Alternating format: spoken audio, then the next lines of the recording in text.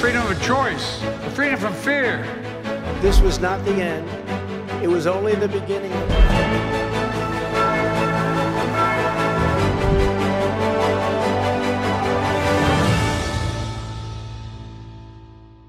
AM 1230, FM 106.3 HD2 우리 방송 2024 대선 기획 로드 투 더 화이트하우스 시간입니다.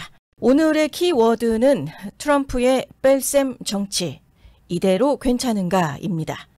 조 바이든 대통령이 도널드 트럼프 전 대통령과의 재대결 확정 후에 경제 낙관론이 배경으로 하게 되면서 추격의 고삐를 당기고 있습니다. 반면 트럼프 전 대통령은 당내의 경선 탈락 주자의 지지층 포섭에 애를 먹으면서 제자리 걸음을 하고 있습니다. 최근 발표된 여론조사에서는 지난해 하반기부터 계속된 트럼프 우위론이 서서히 힘을 잃기 시작하고 있습니다. 보수의 통합 필요 없다. 없으면 없는 대로, 싫으면 싫은 대로, 나는 내 갈 길을 가겠다는 트럼프. 과연 괜찮을까요? 정치 전문 매체인 폴리티코는 니키 헤일리 전 유엔 주재 미국 대사가 이번 달 6일 공화당 대선 후보 경선에서 떠난 뒤에 지금껏 트럼프 전 대통령이 헤일리 전 대사와의 일절 접촉을 하지 않았다라고 짚고 있습니다. 헤일리 전 대사는 애초에 트럼프 전 대통령 쪽으로 크게 기운 레이스에 가장 오래 남아서 당내의 반트럼프 진영의 구심점 역할을 한 인물입니다. 11월 본선에 대비하기 위해서는 헤일리 전 대사 편에 섰었던 온건 중도 보수층을 흡수하기 위해서 헤일리와 화해 내지는 감싸주고 품어줘야 하는 시점이라는 겁니다. 하지만 경선 과정에서 헤일리 전 대사 측에 여과 없이 적대감을 드러냈던 트럼프 전 대통령이 아직 유화적인 제스처를 취할 의지는 없어 보입니다. 도리어 자신을 지지하지 않으면 한때 유망했던 정치 경력이 허망하게 끝날 것이 분명하다고 헤일리를 위협하는 내용의 칼럼을 최근 트루스 소셜에 공유하기도 했습니다. 그리고 지난 주말에는 오하이오주 반달리아에서 열린 공화당 버니 모레노 상원의원 후보 지원 연설에서 일부 이주민에 대해서 사람이 아니다라는 비하, 애니멀이라는 표현을 했고, 그리고 내가 지면 피바다가 될 것이다, bloodbath라는 단어들을 사용하는 등 중도층이 질색할 막말 공세가 주말 사이에 퍼부어진 것도 있었습니다. 공화당 내의 정통 보수층도 파격 노선에 거부감을 사실 갖고 있는 부분도 있습니다. 정권 이양을 도왔다는 이유로 트럼프 전 대통령에게서 배신자로 낙인 찍힌 뒤에 갈라선 마이크 펜스 전 부통령이 대표적입니다. 지난 금요일에 폭스뉴스 인터뷰에 마이크 펜스 전 부통령이 나와서 우리가 4년간 다뤄왔었던 보수 의제, 그리고 트럼프가 추구하는 의제와 상충하게 되면서 양심상 그를 지지할 수가 없다라고 인터뷰를 통해서 밝히게 됩니다.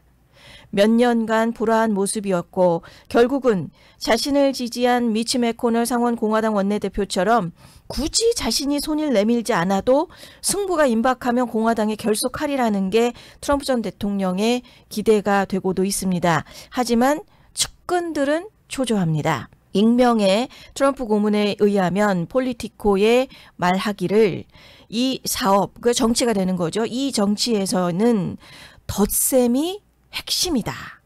뺄셈은 우리의 전략이 아니다라고 강조한 부분으로 인해 측근에서의 우려의 목소리가 함께 지금 공존하고 있다는 것이 알려지고 있습니다.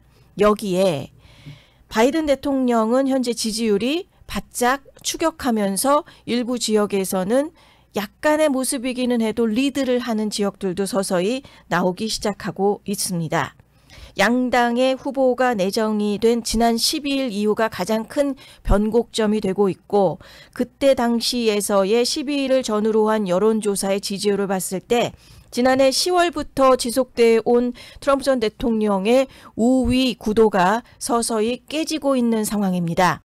13일에 결과가 발표된 USA Today 그리고 서포크대 조사에서 보면 38%를 기록해서 트럼프 전 대통령인 40%에게 2%포인트 차까지 따라붙은 바이든 대통령, 그리고 이튿날인 로이터 통신 입소스 조사에서는 39%의 지지율로 38%에 머문 라이벌을 근소하게나마 리드를 하기도 하고 있습니다. 그리고 평균치의 간극도 거의 사라지고 있습니다. 주말 사이 정치 전문 매체인 더 힐이 601개의 여론조사 지지율을 평균을 내봤더니 트럼프 전 대통령이 44.9%, 바이든 대통령이 43.7%로 1.2포인트 차이에 불과하게 됐습니다. 1월에는 45.5% 그리고 43%로 2.5%포인트 차였는데 이러한 포인트 차의 간극이 서서히 좁혀지고 있다라고 하는 겁니다. 여기에 영국 시사주간 이코노미스트가 여론조사의 평균값을 집계한 결과는 아예 45%로 동률로 나타나게 됐습니다. 한편 바이든 대통령의 상승세의 핵심 요인이라고 한다면 그 배경에는 경제 낙관론이라는 게 전문가의 분석이 나오고 있습니다.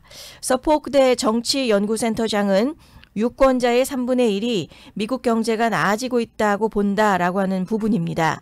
바이든 대통령 취임 이후에 최고치가 되고 있고 이런 추세가 계속된다면 더 많은 유권자가 경제 회복을 현직인 바이든 대통령과 연결시킬 수 있다는 부분입니다.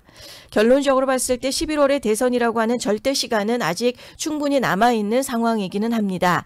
양 진영은 앞으로도 여러 가지 리스크를 껴안으면서 지속적인 엎치락 뒤치락이 예상이 되고 있는 가운데 슈퍼 투스데이 이후에서의 초반 기세에서의 현 주소를 다시금 정리해 본다면 바이든 대통령은 리턴 매치의 확정 이후에 지지층의 결집이 더욱 곤고해지는 반면 트럼프 전 대통령에게서는 외연의 확장 그리고 외연 세력에서의 결집을 더욱 강화시키고 곤고히 해야 된다는 숙제가 남겨져 있는 듯합니다.